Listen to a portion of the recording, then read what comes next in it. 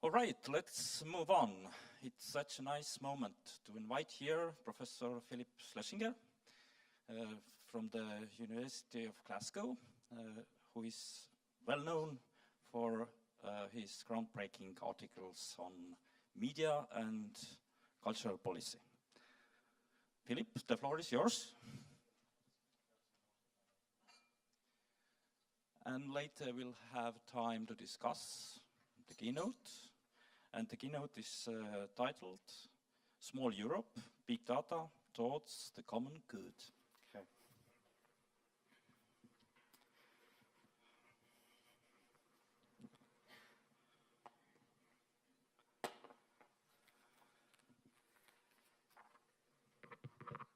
Yeah, I think it works.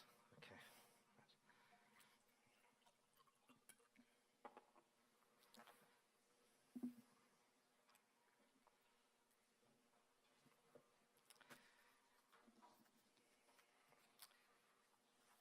Madam Samajic-Markovic and Professor Niklas, ladies and gentlemen.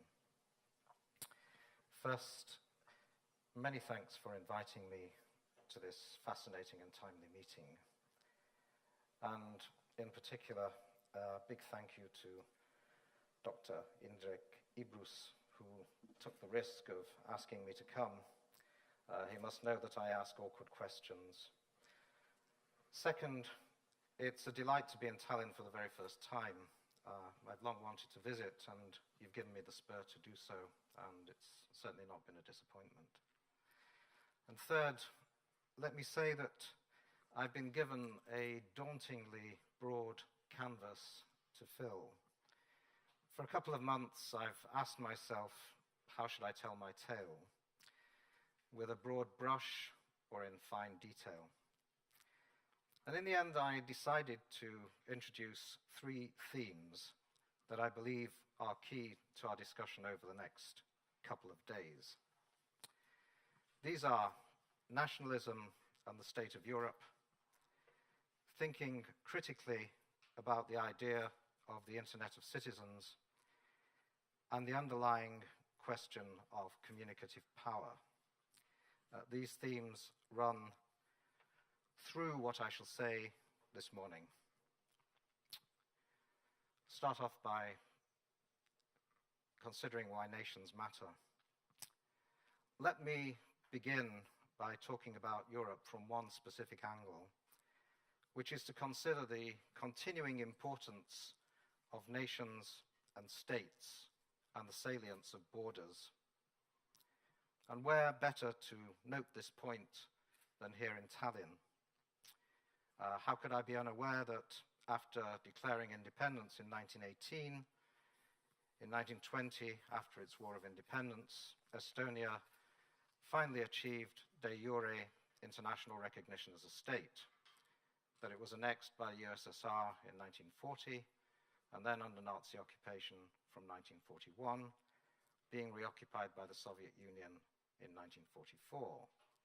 Inside the Soviet Union, Estonia became a Soviet Socialist Republic. When the USSR collapsed, Estonia formally regained independence in 1991, and then in 2004 it joined the European Union and NATO. It's a European story that is both singular and typical. Like other countries in the region, after being an independent state, Estonia became an unwilling part of the Soviet Union. It then opted to become a member state of the European Union, which is not a state, but a unique and rather unstable supranational formation. I start with this example because the question of borders and statehood has preoccupied me greatly of late. So I'd like to reflect on my own recent political experience, which provides one route into our discussion, and not, I trust, in a narrow or personal way, as the point is to illustrate something general. Since I accepted the invitation to this conference, the UK has had a referendum on whether or not to stay inside the European Union, an event that has had continuing and ramifying consequences. the UK Parliament has been advised, and still no more than advised, that a majority of citizens voting in the referendum wish our member state to leave the EU. Although no formal process has yet started, after the Brexit vote, like so many others, I felt as though, against my will, I had lost a vital and valued part of my identity. European citizenship is a derived identity. It is a secondary, not a primary legal affiliation. It is indirect and relates to a would-be polis. It is not what political scientists call a thick identity. But thin though it may be, and heavily contested though it does still matter. Not least if, like me, you have grown up with it. And it matters particularly if you first and foremost accord an historical and deeply normative significance to the idea of European citizenship as a positive response to the devastating forms of modern national conflict that have occurred, not least in the past 2 centuries. Although we may dispute precisely in what ways Europeanness is a cultural attribute and identity, and in what ways Europe is a complex and contested cultural space, it is hard to deny that it actually is such a space. If Europe, in this contestable sense, did not exist, the Council of Europe would surely not have a mission. And of course, we would not be here.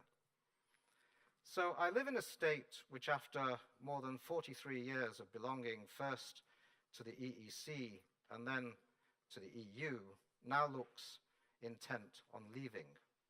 How that exit will occur and when remain open questions. The British vote for so-called Brexit has been welcomed everywhere in Europe by those who espouse an anti-EU form of nationalism. The action and reaction both point to a systemic crisis of great relevance for how we think of culture and diversity in Europe. The referendum revealed disaffection with political elites, regional differences within the state, and resistance to EU single market migration. Hostility to migrants, and for some ethnic minorities, trumped economics. Racist hate crimes and speech spiked after the referendum, and while declining in number, are higher than before. The Brexit vote left the UK more unsure of its cohesion and place in the world than before. It's an identity crisis. The impact on the European Union, and more widely on the UK's international relations, has yet to be worked out. The contradictions of the EU project between the national and the supranational have been pushed centre stage. But let me unwrap my package one layer more. Just over 2 years ago, I voted in another referendum, that on proposed Scottish independence from the United Kingdom. By a relatively narrow margin, Scots voted to remain in the UK. But the matter is definitely not closed, far from it. So I live in a nation which, after 309 years of belonging to the great British state, is still very actively debating whether or not to leave it and to seek to become an independent state, maybe within the EU or maybe within a restructured UK. To sum up, until the 23rd of June 2016, with more than 5 million others, my political identity was constituted by 3 separate levels: those of the Scottish nation, the British state, and the European Union. Every aspect of this triad of relationships is now unresolved. This experience is distinctive, but it is far from untypical of Europeans at this moment. Constitutional struggles, regional differences, border closures, growing international realignments, all of these are happening before our eyes across the continent. The present reinforcement of defensive and exclusionary national sentiment in many states is highly relevant to any contemporary discussion of the role of digital culture. This is clearly so when we talk about processes of constructing national memories. Those who manage memories, or try to, are commonly faced with how to deal with competing accounts. It is increasingly obvious, too, that there are also implications for how we assess the respective roles of mainstream and social media in the increasingly complex construction of public spheres. Fabrications employed during the Brexit campaign, most notably that regarding the cost of the UK's belonging to the EU, underlined the present salience of what has been called post-truth politics. This was recently described by The Economist as a reliance on assertions that feel true but have no basis in fact. The post-truth term was first coined during the climate change debate and concerned the denial of human effects on global warming. The present US presidential campaign of Mr. Trump remains a global theater for post-truth strategies. If expertise and evidence are discounted in democratic debate, that has direct consequences for how we think about political discourse and the future of public spheres as spaces for a common conversation in which it is actually possible to consider what might be a common good. It squarely relates to the production, circulation, and uses of data, not least in respect how data are interpreted through the everyday round of news reporting and analytical journalism. It relates centrally to some of the uses of social media in often creating self-sustaining bubbles of like-minded exchange that produce enclosures, and also to how, at times, the aggregation of news through algorithms constitutes limiting agendas. Conspiracy theories, faked stories, and mere opinion being given truth value are all challenges to the possibility of a rational politics. Of course, rationality is an ideal that is not routinely realized in full, but it is nonetheless an important aspiration. The point is this: in principle, the flow of digital culture is boundaryless if the right hardware and software and rights regimes are in place, and there is unconstrained access for all to production, distribution, and consumption. However, like all culture, digital culture encounters political and economic boundaries. You do not have to have a great firewall à la Chine for cultural flows to be managed. With what appears to be unconscious irony, the UK government has just taken up the Chinese term and announced that we will have a great British firewall. If China has given the world a model of censorious intervention through surveillance, court cases, takedowns, and trolling, by contrast, the UK is playing the card of national security and consumer protection by aiming to block malware. The simple lesson of each case is that cyberspace may often be limited by political space. Estonia, by repute the most wired country in Europe, became a global laboratory for security analysts after the 3-week cyber attack of 2007. The immediate cause was reportedly the relocation of the bronze soldier of Tallinn, the Soviet war memorial first erected in 1947. This in itself offers a case study of contested memory about the meaning of the Soviet presence in Estonia.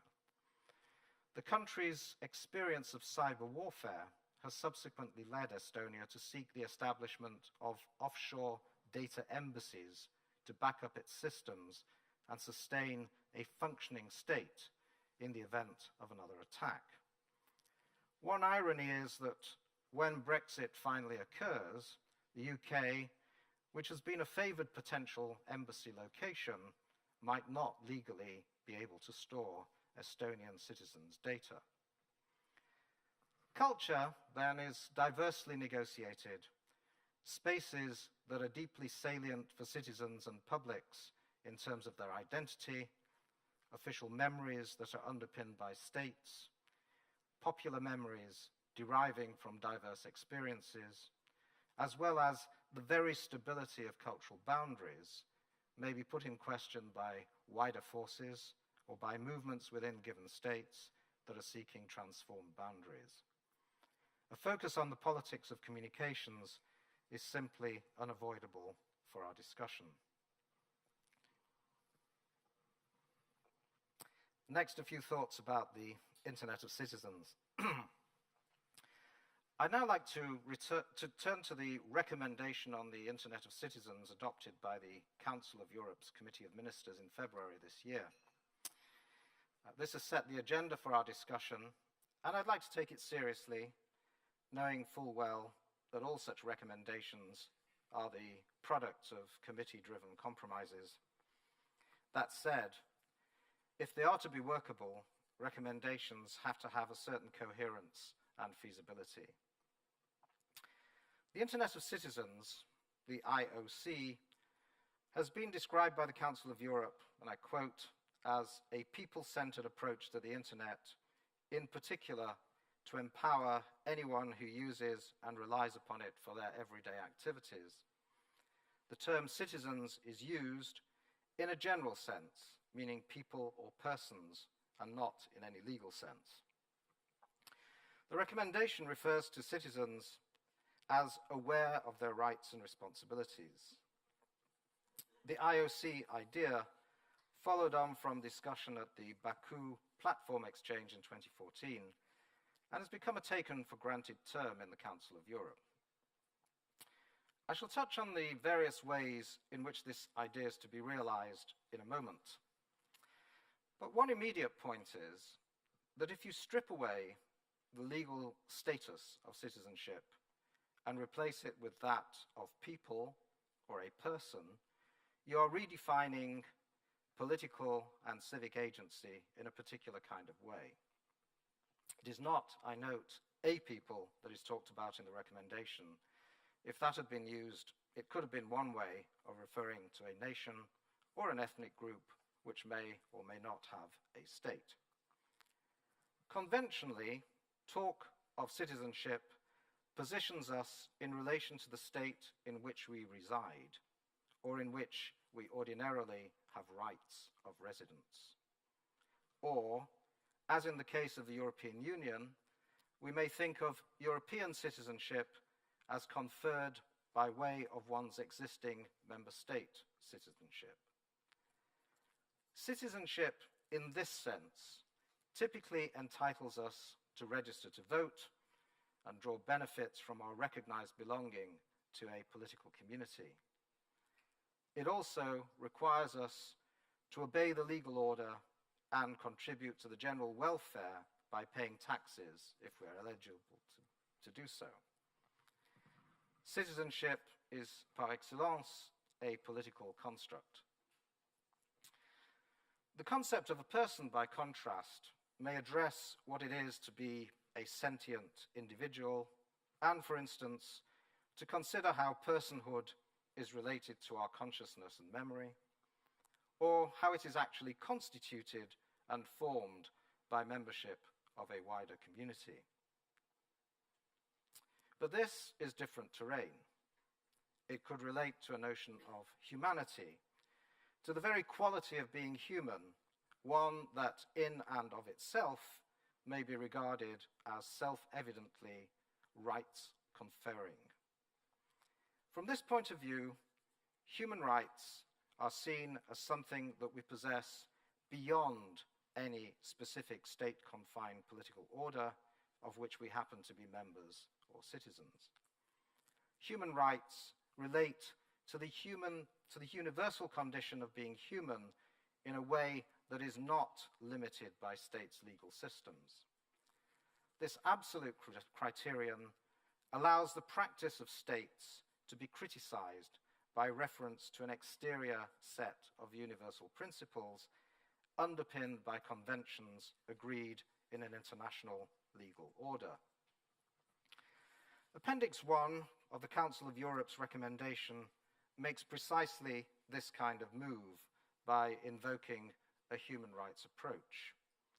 It makes reference to the Convention for the Protection of Human Rights and Fundamental Freedoms, as well as to the Convention for the Protection of Individuals with regard to automatic processing of personal data.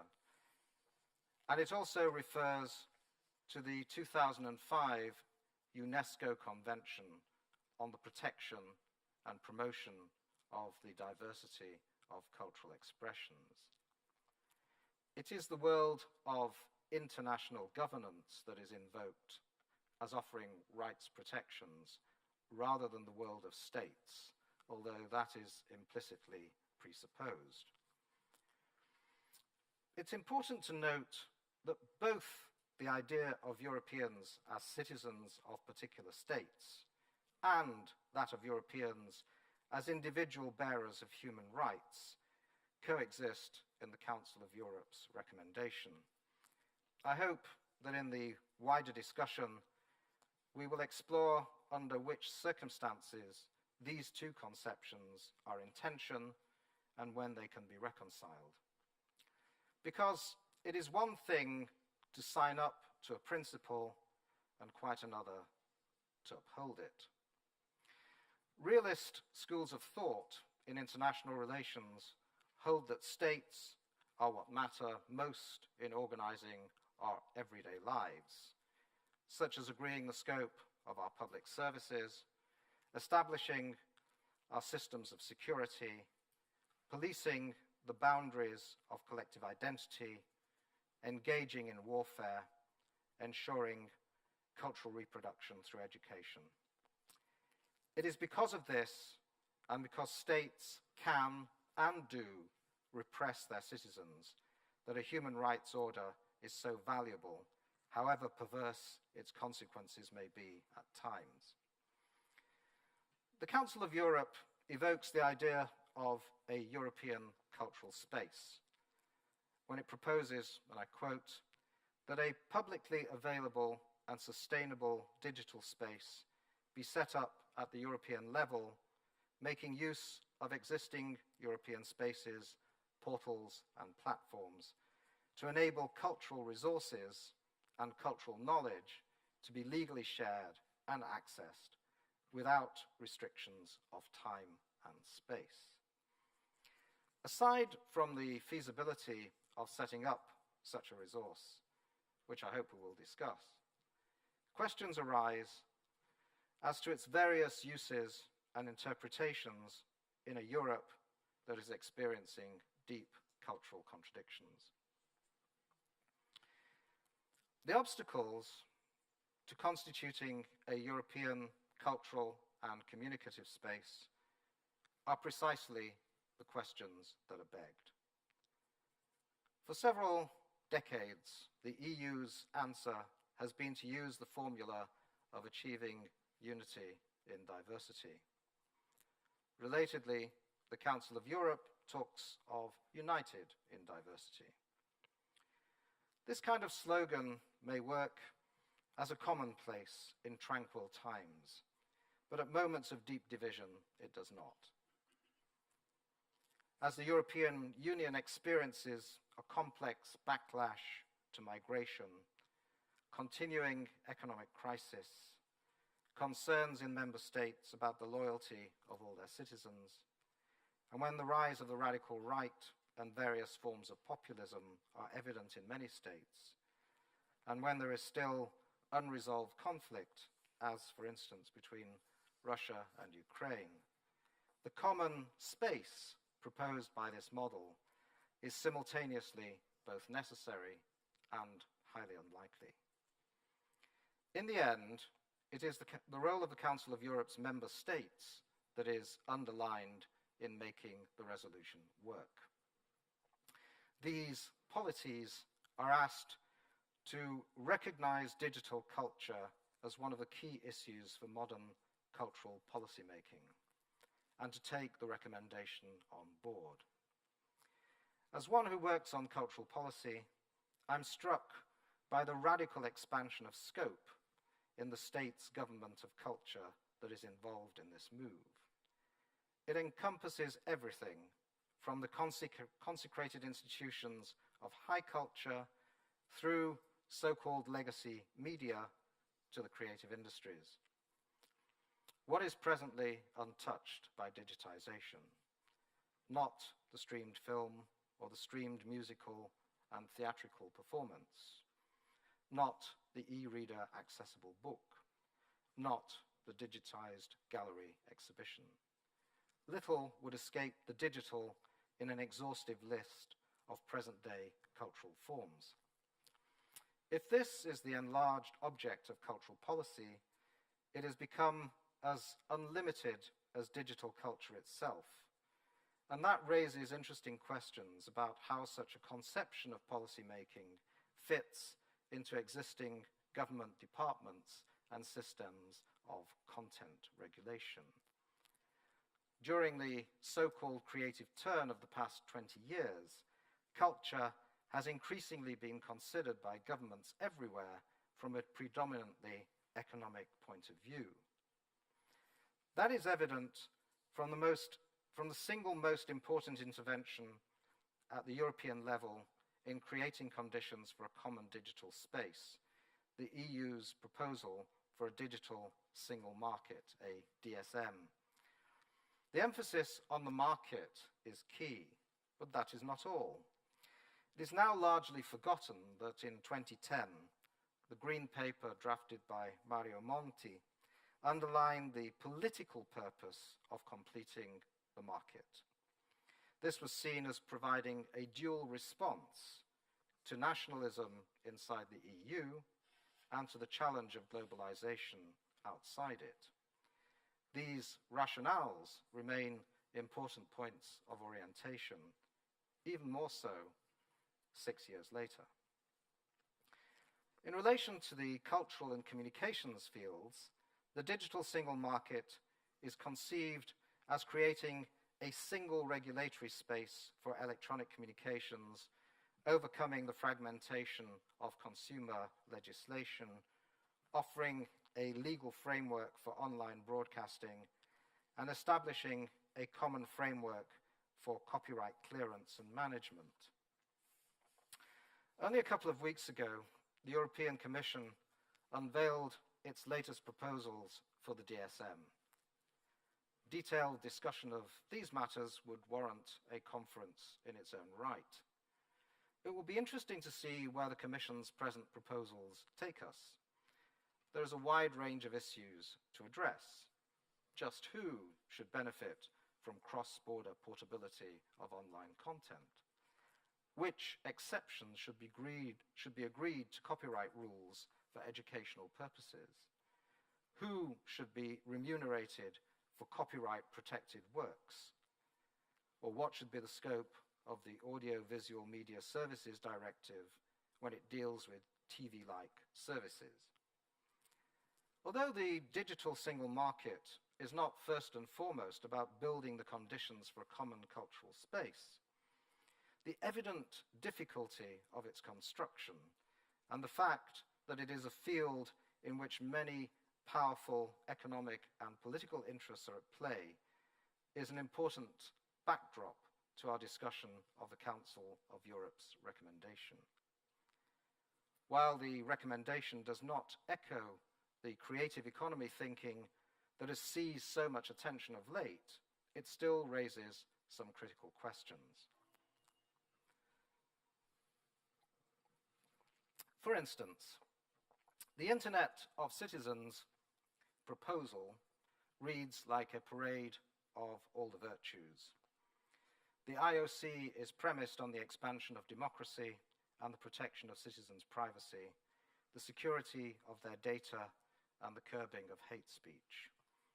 The call is for cultural institutions to be modernized to take account of mass digitization programs for libraries, archives, and museums, an expensive and complex proposition as current research shows. A shift from consumers to prosumers is proposed, and citizens are to be creative. Multiliteracy skills are to be generally imparted. While I applaud the aspiration, it's essential to consider the feasibility of an IOC, one of the tasks of the panels to follow this lecture. How do such ambitions relate to the political economy of the Internet, and in particular, the boundary policing roles of states or the boundary transcending economic strategies of global players, such as those grouped under the acronym GAFA, Google, Apple, Facebook, and Amazon? The rapid rise of such information intermediaries has created new forms of digital dominance, influence, and power. Is the idea of an Internet of Citizens, the IOC, beginning to take off? A crude empirical test for me was to join the IOC Twitter stream. I received a very warm welcome as follower number 1,100 a couple of weeks ago. Clearly, I'm in very select company. Maybe it's even an elite. I also applied a second test, which was to go on the IOC Facebook pages. It was difficult to see how the posts encountered there represented a new and distinctive Internet of Citizens. There was information about the digitization of library holdings and 3D printing reconstructions, something about the novelist Jane Austen's musical collection online, along with the British Library making 300 works of 20th century literature digitally accessible, news of a film festival in Sarajevo, and of Harvard University's digitized Bauhaus collection, and so on. The well-known material of digital humanities was being advertised and promoted. In short, a new terminological space has opened up, but it appears that people are still filling it with familiar things.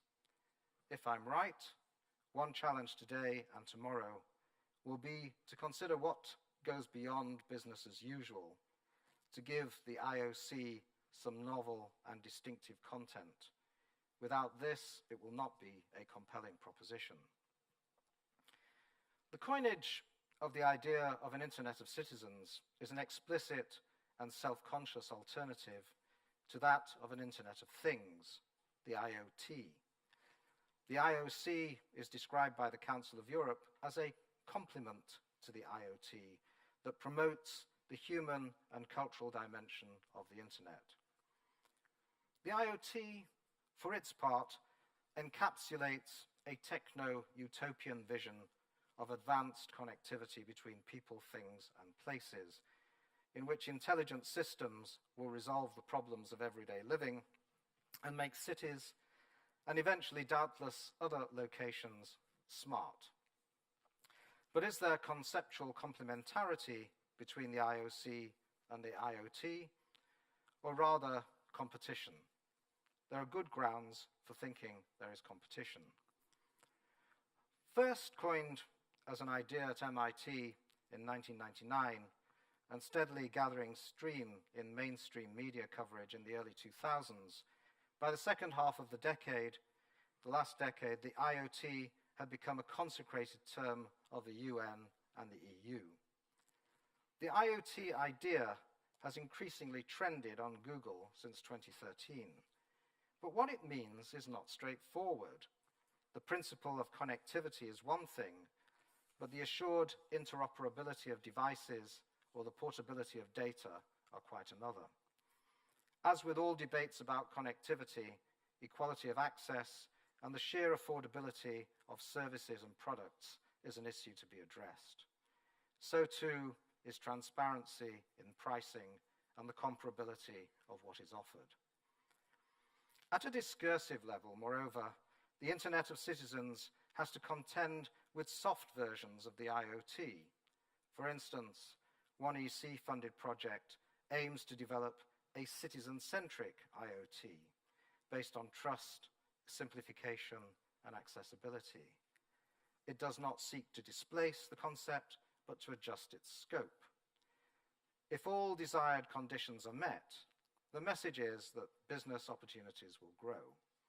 In short, the economy lies behind this idea, however you slice and dice it.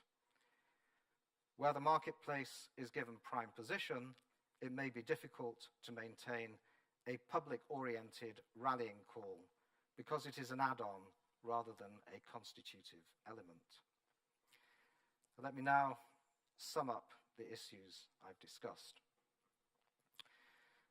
The present state of Europe raises key questions about the content and circulation of digital culture and the challenges now presented to the very idea of a European cultural space. The difficulty of constituting such a space is not new, but it is taking a distinct form in the digital age. Furthermore, the future of the EU project and the various forms taken by nationalism in different European states in relation to, for instance, economic crisis, migration, political violence, and constitutional questions have wide-ranging implications for digital culture. Europe, moreover, is a theatre of communicative power plays, many of these being transatlantic. This cannot be ignored. The Internet of Citizens, it appears, is still a slogan in search of a substantive story to tell. In this connection, the tensions between a human rights perspective and statism are thrown into relief, as are those between markets and public interests. And on that note, ladies and gentlemen, without expecting anyone to agree with a single word of this, I will conclude and thank you for your attention.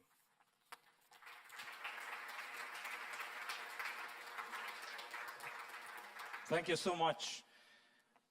Let's take some questions. So please give me a sign and we'll give you a mic as well. Here is a question. Just a second. Wait for the mic. Here. Here in this. I would be interested in your comments how the emphasis on economy, starting with the European Union project, how does this emphasis, which manifested among other things in the concept of cultural industries, how does it play into the current crisis? Well, let me be immodest and recommend a paper that I've just published on the question, which I will give you the citation of later. I think what has happened in the European Union over the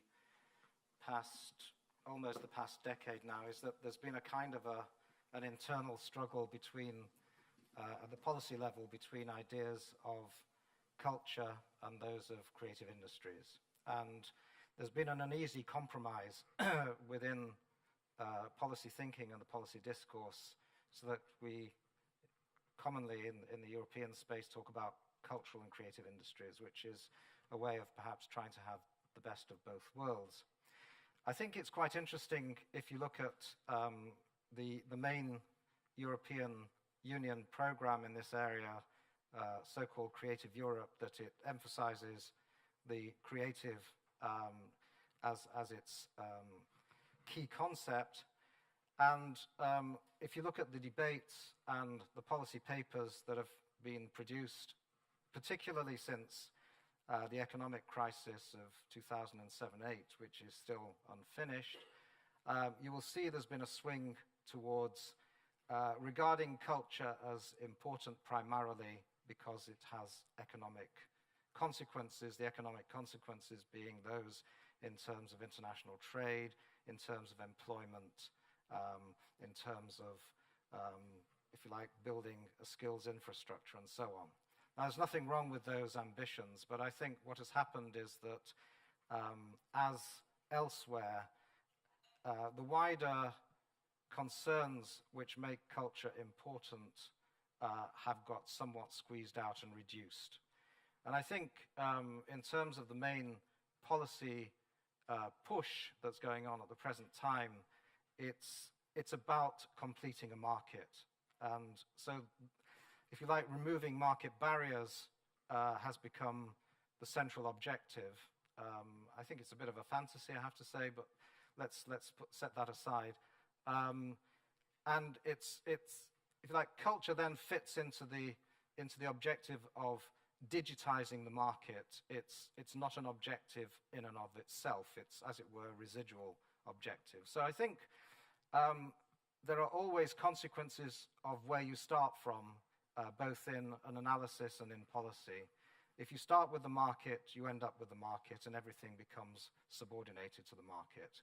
And you always have to argue from the back foot. Second question? Good introductory presentation. You started with your experience from Brexit, and I bring you back to that. And what I want to know, as we all know, UK have been very, say, far ahead in theoretical work on cultural diversity. We all of us who are doing with media and communication, or we are all in the UK's approach to culture theory and so on, so on. Though now looking at this enormous failure in UK concerning intercultural understanding, looking at now and these experiences of Polish co-citizens who suddenly discover them in UK as really aliens met with animosity.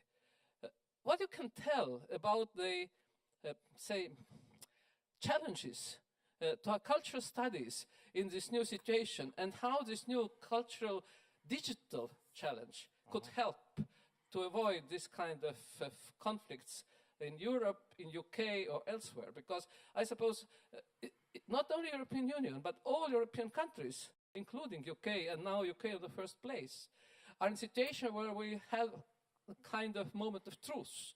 We have had a lot of nice theories, a lot of nice concepts, but very ugly practices. You may not be surprised, Mario, that I agree with what you say.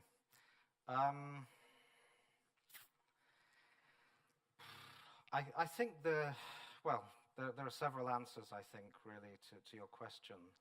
I would maybe put the whole question of digitization second, because I think, in a way, how we use the potentialities of the digital world are probably dependent in this particular instance, rather than, as it were, creating new conditions. Really the thrust of my talk has been to remind us that while it's important to imagine new possibilities, we should not forget some of the older structural differences that characterize Europe. And as it will be obvious from my intervention, with all its failings, the European project is a response to European crises of the past century and prior to that. And therefore, if it has a value, it lies in that. Turning now to the British situation, I think that one of the things that has been increasingly revealed is the fragmentation of the great British state. It has, for obvious reasons, been historically evident in the case of Northern Ireland for a long time. I think in the past couple of decades, the the differences as between the constitutive nations have actually become more politically relevant. And this is not to state a view as to whether this is a good or a bad thing. It's simply, in my view, a fact of life. And there has been no constitutional modernization of a fundamental kind to try to address this. So you could argue, as some do, for example, but very few and perhaps rather late in the day, that a federalization of the system would address the fact that we're talking about a multinational state, which is more and more obvious. But that has not been on the agenda. Apart from that, you have, and those who know the UK well will know the kind of disproportionate significance of London within the whole of the UK economy, cultural life and political life. So the drawing apart of London and the southeast from other parts of the UK has been very marked, and there is undoubtedly a winner and losers aspect to the vote that we had back in June. Not uniformly, but unquestionably, there are serious regional differences. There has been an increasing failure of the established political party system to actually address where people are. And yes, it is an extraordinary and lamentable thing that Polish members of our society can be attacked simply for speaking Polish or being Polish. It's really, I mean, I would never have thought this was possible, but unfortunately it has happened. Not on a mass scale, but significantly enough, to be extremely concerning. There is something really that we need to look at in relation to some of the arguments I was making, which is, as it were, what is the level of political knowledge that our systems of communication have been able to spread amongst the public? What do people really understand by the nature of migration? And arguably, there has been a tremendous failure, I think, in building a wider citizenship, which is not to say that the policies are necessarily right that we've had. That there has been a kind of a negligence about the effects of migration within the political culture, and it's now taken this extremely crisis-based form to draw the attention of the political class to that. So that is something of a complicated answer. I think in terms of cultural analysis, I would like us just to start again, and I guess this is where I have got to in my own work most recently. I think the obsession with the economic aspects of culture is a complete dead end, because it does not enable us to understand the complexity of what we're dealing with. But it's been a kind of an obsession and an obstacle. What we need is, in a way, to refound cultural analysis and to recognize that we have to analyze a very profound crisis of identity. And it's a multi-layered crisis of identity. It has both a kind of an ethnic minority dimension in the UK, it has a regional dimension, and then it has a nations dimension. And, there really are not theories around which are dealing with that level of complexity. I mean, we have partial analyses because nobody has actually thought this as a complex and interrelated problem. And I think it has now been revealed for what it is. And then, in relation to all of that, there is the wider question of our Europeanness or not. We do not cease to be European if we come out of the European Union, but unquestionably it has had considerable effects in how people think about themselves and also in reinforcing divisions within the society. So I think we're at the start of trying to analyze something new, and I don't have any glib answers to it, but I recognize that where we've got to in our work so far has not been a response to any of this, really. I hope that's at least, standing on my feet here and having to think fast, partly an answer to your question.